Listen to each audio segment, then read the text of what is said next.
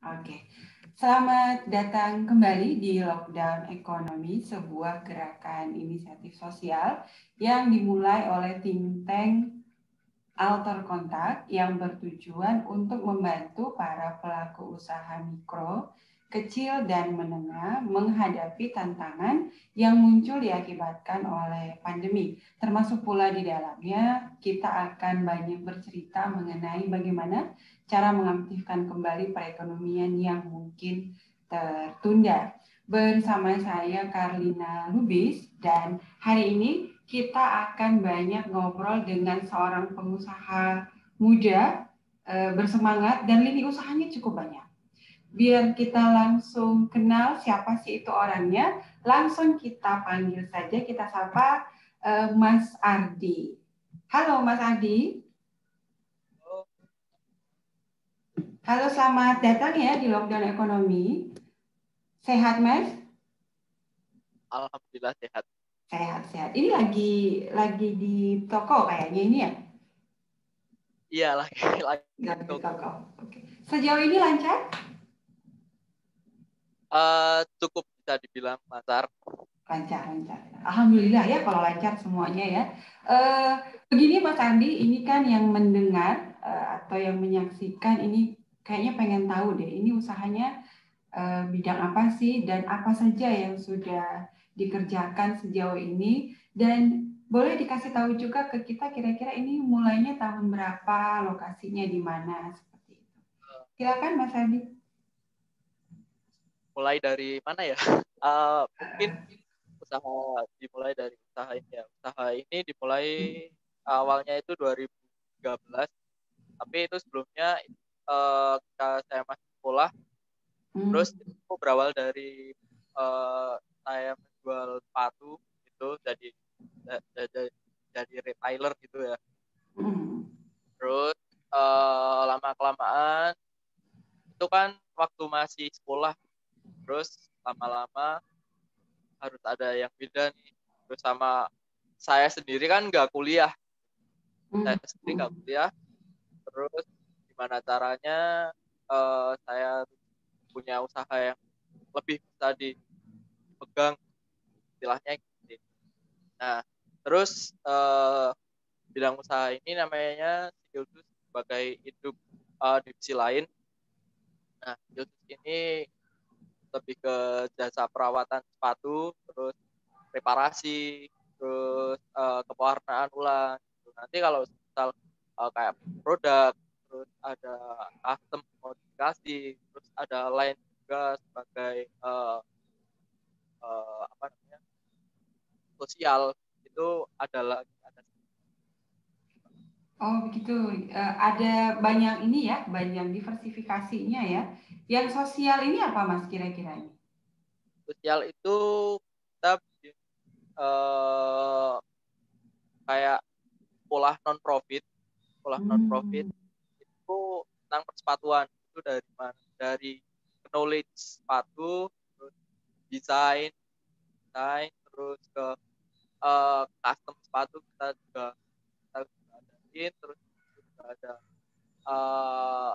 belajar buat merawat sepatu yang benar seperti apa, terus ke membuat sepatu.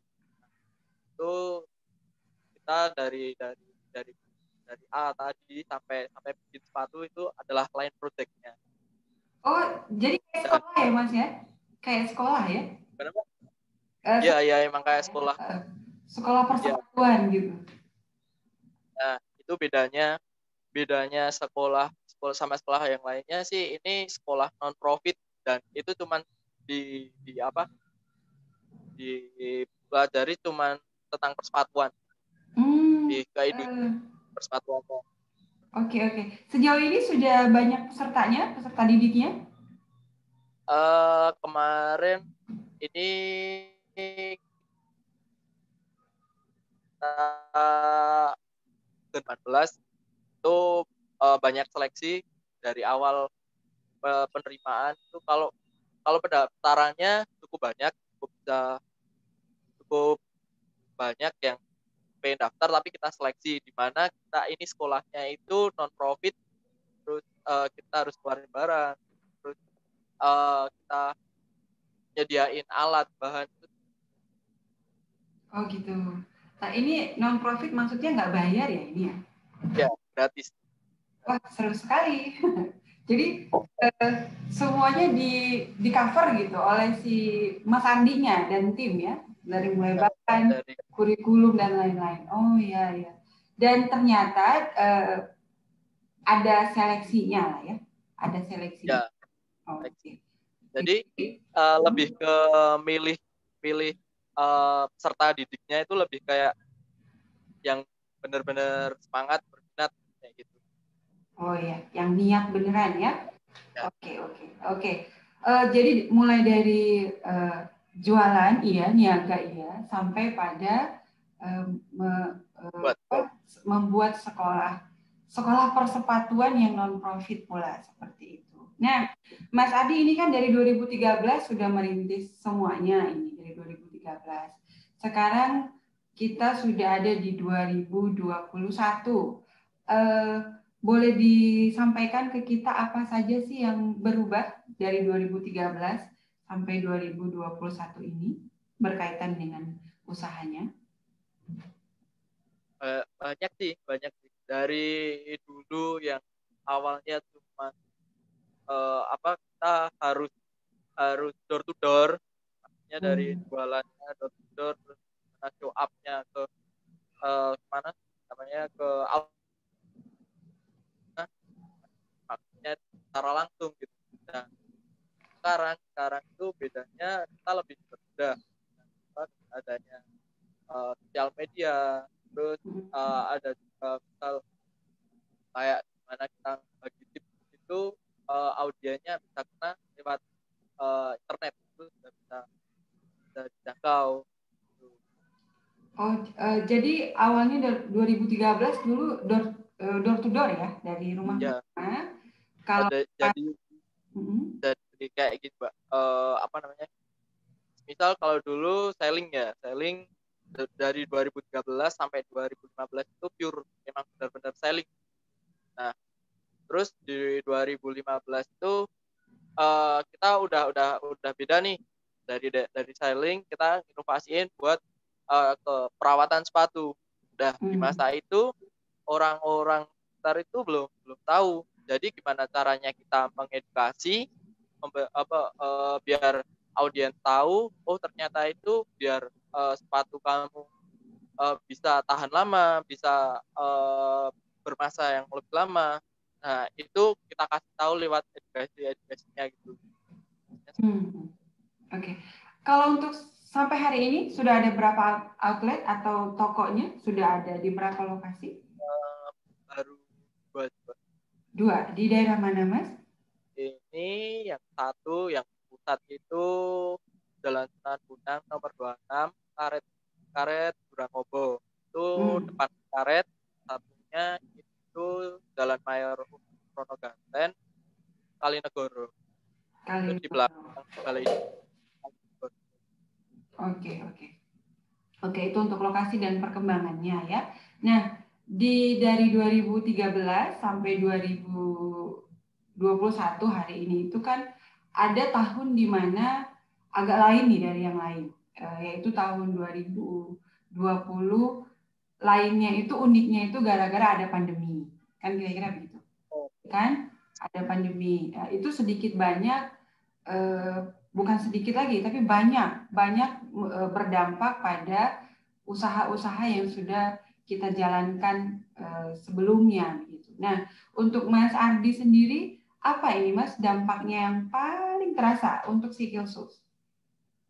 Paling terasa sih benar-benar orang-orang itu nggak ada aktivitas sama sekali. Nah, Mm-mm. 30%-nya target market kita itu adalah anak sekolah yang dimana Hmm. diliburkan, terus apa di dan orang-orang kantor juga udah mulai work from home, BPH itu.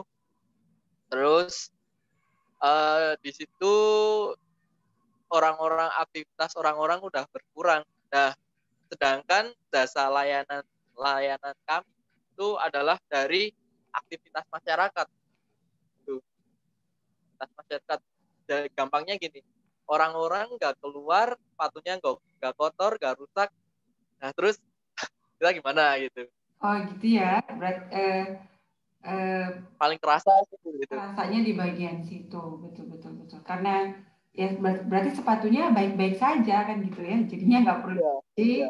nggak perlu dibersihkan. Nah, Mas Ardi gimana cara strategi apa yang dilakukan agar usahanya ini tetap berjalan dengan kondisi seperti yang tadi diceritakan? eh Kita ngesamain mindset orang-orang dulu. Misal kita dihimbau nih, nggak boleh keluar rumah. Terus eh kita harus gimana caranya jemput bola satu buat hal yang menarik.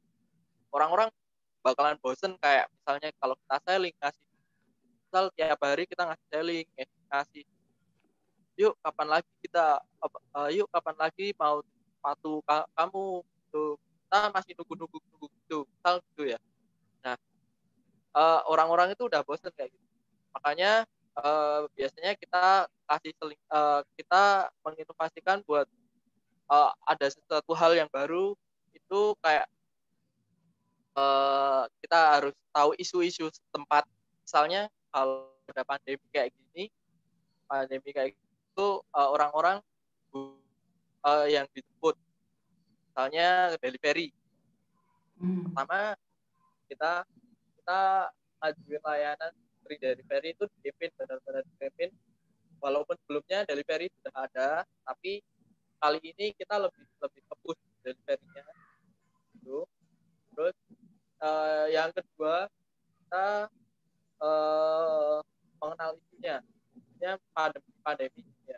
Terus eh, gimana sih biar orang-orang masukin sepatu itu adalah kita ngasih tips yaitu dan gimana gimana eh, kayak kalau misal kamu keluar terus kamu pengen kamu mencegah sepatu sepatu itu ada mencegah virusnya itu misalnya di sepatu. Nah, itu dengan cara kalian mencucinya.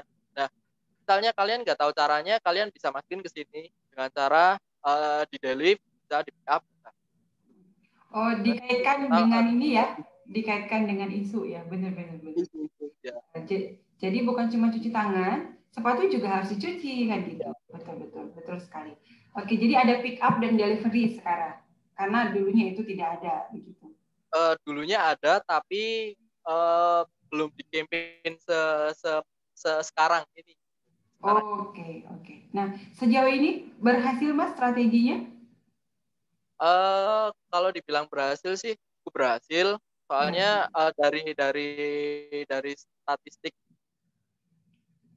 uh, peningkatannya kelihatan. Dan Oke. waktu awal-awal pandemik emang benar-benar uh, kita kita open toko nih. Beberapa hari kita open toko nih. Tapi uh, kebanyakan sepatu masuk itu dari delivery. Hmm, hmm, hmm. Iya, iya, betul betul. Berarti untuk tokonya itu tidak tidak sampai mengalami libur panjang ya, Mas ya? Jasa Kalau libur panjang. enggak. Kita Enggak. cuman waktu apa namanya pandemik, kita cuman motong jam kerja jadi Oh, hanya mengurangi jam kerja saja. Oh iya, iya, iya.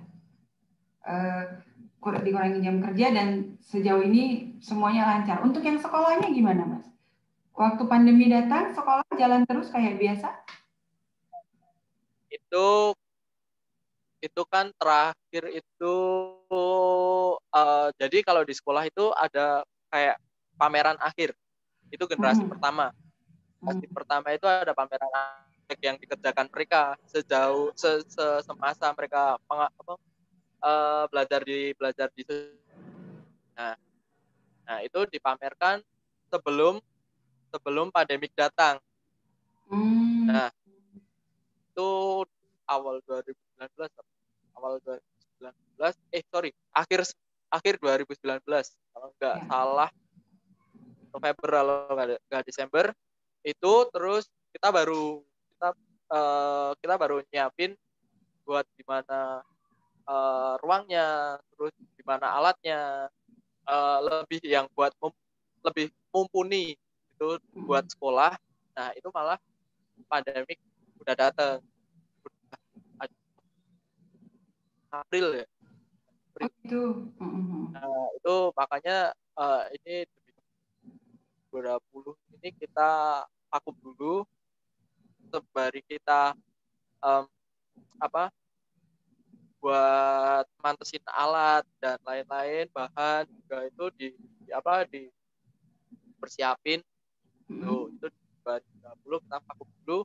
Kalau kondisi udah mulai oke, baru kita hiring lagi. Soalnya gak gampang gitu. Oh iya, oh jadi 2020 kita vakum untuk yang sekolah Ya, sambil melihat situasi nanti ya, apakah sudah bisa dimulai kembali atau tidak. Karena kayaknya kalau sekolah sport apa tadi SUS Akademi sosial food berapa? dilakukannya via online juga kurang maksimal. Iya, ya benar sekali. Karena ini berkaitan dengan skill, harus langsung. Skill praktik ya. Ya, betul-betul. Skill dan skill, betul ya. Luar biasa. Iya, iya, iya. Benar, benar, benar. Oh, jadi sekarang untuk yang sekolah lagi vakum dulu sambil mengupdate alat dan bahan dan lainnya. Lalu nanti lihat situasi kapan harus berjalan kembali. Kira-kira kayak begitu ya. Tapi untuk yang sekolah Social Footwear Academy itu sudah pernah pameran 1 kali ya? Ya, pameran 1 kali. Generasi pertama. Generasi pertama, betul-betul. Nah, sejauh ini Mas Ardi dengan segala strategi usaha yang sudah kita lakukan, lalu perkembangan baik yang tetap terlihat walaupun pandeminya ada, menurut Mas Ardi ini gimana sih gambaran usaha ini dalam 1 tahun ke depan atau beberapa bulan ke depan ini menurut Mas Ardi bagaimana? Buat gambarannya buat kedepannya itu kayak bakalan lebih gimana ya, tahu kemauan pasarnya ini kayak gimana, dan orang-orang kalau misal kedepannya masih di rumah, itu mereka juga bakalan bosan, terus kita harus ada inovasi. Oke, berarti optimis ya, kedepannya masih bisa jalan ini ya? Bisa jalan.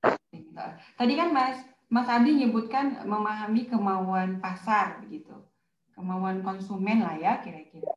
Kalau untuk Mas Adi dan konsumennya Sikilsus sejauh ini, kayak gimana sih Mas sebenarnya secara umum konsumennya kalian selama ini itu kayak gimana gambarannya? Pertama sih buat tahu kemauan audiens sih kita harus tanamin mindset buat jadi customer dulu. Misal di jasa persepatuan sepatu nih ya. Nah, misal sepatunya mau dicuci. Orang-orang apa sih yang dibutuhin? Orang-orang murah, cepat, sama bagus. Nah, dari situ kita mengambil langkahnya kayak di sini kan misal ada estimasinya misalnya sekitar 2-3 hari buat cuci sepatu. Nah, orang-orang bisa lebih cepat ngedapetinya dengan paket ekspres, layanan ekspres. Nah, dari situ layanan ekspres dan itu juga menguntungkan buat kami karena ya nggak beda kayak misalnya kayak brand jasa layanan antar kayak misalnya JNE atau JNT. Nah, itu kan misal ada layanan yes sama reguler. Oh Nah, iya. jadinya kadang sekarang beberapa orang udah mulai ada yang kerja atau ada yang udah beraktivitas kembali. Nah, dari situ kita harus tahu market lagi, kayak Mas ini besok harus jadi nih gitu, gak apa-apa besok jadi tapi ada tambahan cashnya gitu. Oke. Oh, berarti tadi ini menarik nih, Mas Ardi bisa nyimpulkan ternyata pelanggan itu berkutat pada 3 hal, murah, cepat, bagus, kan gitu ya? Ya. Murah, ada yang cenderung ke yang penting murah, ada yang Hmm? cenderung ke bagus, ada yang cenderung ke cepat. Nah, ini kan siklus 2 lokasi nih. Dari 2 lokasi yang sudah Mas Ardi punya ini, yang lokasi pertama itu cenderung kemana Mas? Cenderung ke murah atau ke bagus? Yang cenderung Itu bagus. lebih, kalau kita disamain sih Mbak, itu lebih ke Sama. cepet sama bagusnya. Oke. Mm-mm. Soalnya kalau mau saya pribadi meyakini ya, kalau jadi misal layanan atau vendor atau lain, kalau mau melengkapin 3 itu kayaknya susah deh gitu. Betul. Gitu. Walau konsumen banyak mau ya, maunya sih Ya, 3-nya ya. gitu. Ya, betul betul betul. Jadi murah, cepat, bagus ya. Ini saya justru baru tahu dari Masnya ini ternyata gambaran konsumen itu di antara yang 3 itu. Betul sekali. Nah, yang membuat Mas Ardi ini kan knowledge knowledge of customer-nya kan sudah cukup baik ya, si khusus ini ya,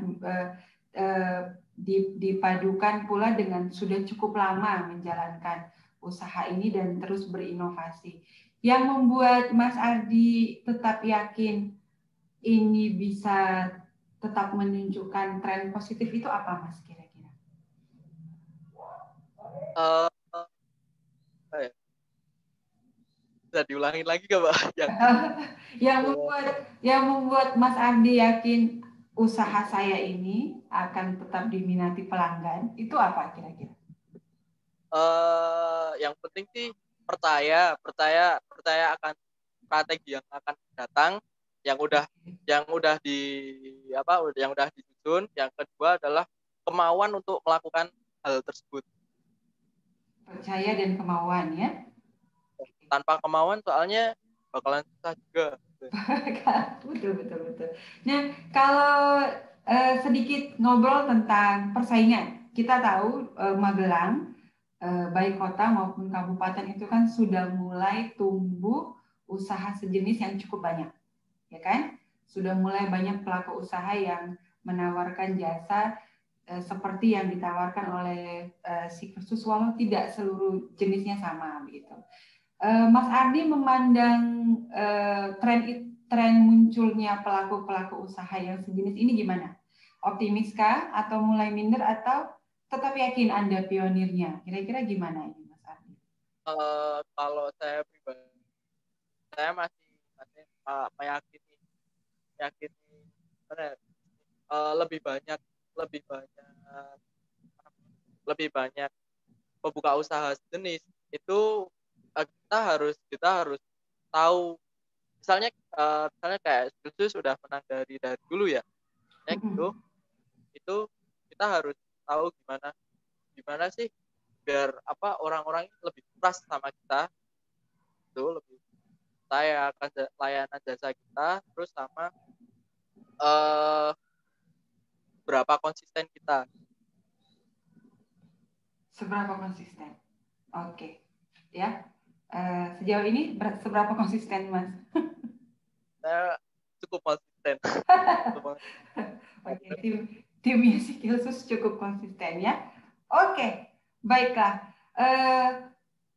Mas Ardi, kalau diberikan kesempatan menyampaikan apa ya motivasi untuk kita yang mendengar hari ini, atau mereka yang menonton, atau mereka yang sedang cari-cari inspirasi dengan menonton videonya Mas Ardi, kira-kira motivasi apa ini Mas yang bisa disampaikan kepada seluruh pendengar yang mendengarkan? Eh, Mungkin buat yang usaha, misalnya misalnya lagi kita dalam kondisi yang sama, kita harus struggle, terus jangan sampai berhenti, terus tambah inovasi. Usaha emang belum bisa usaha itu nggak emang nggak mudah, tapi kalau udah tahu yang petik nantinya, itu pasti akan usaha lebih keras. Dan yang pasti semangat sama kemauan. Oke. Yang penting kemauan. Soalnya kalau lagi pandemi kayak gini, kalian udah ngerancangin banyak hal tanpa kalian lakuin dengan kemauan atau menunda-nunda, itu bakalan berat ya. Berarti jangan ditunda ya. Yap. Oke. Baiklah, Mas Ardi, terima kasih untuk semua insight yang sudah diceritakan, yang sudah diberikan. Terima kasih sudah bersedia berbagi cerita di channel ini ya, di Lockdown Ekonomi Indonesia ini. Semoga menginspirasi dan semoga membantu banyak pihak dengan mendengarkan kita. Ngomong-ngomong soal bantuan, kalau Mas Ardi sendiri bisa menyampaikan ke kita nggak, kira-kira 3 hal apa yang perlu dibantu berkaitan dengan pengembangan usahanya Sikilsus ini? Kalau biasanya sih lebih ke apa ya? Buat Sikilsus ya, Mbak ya, buat Iya. pengenalan gimana sih sistem yang sehat itu buat usaha. Terus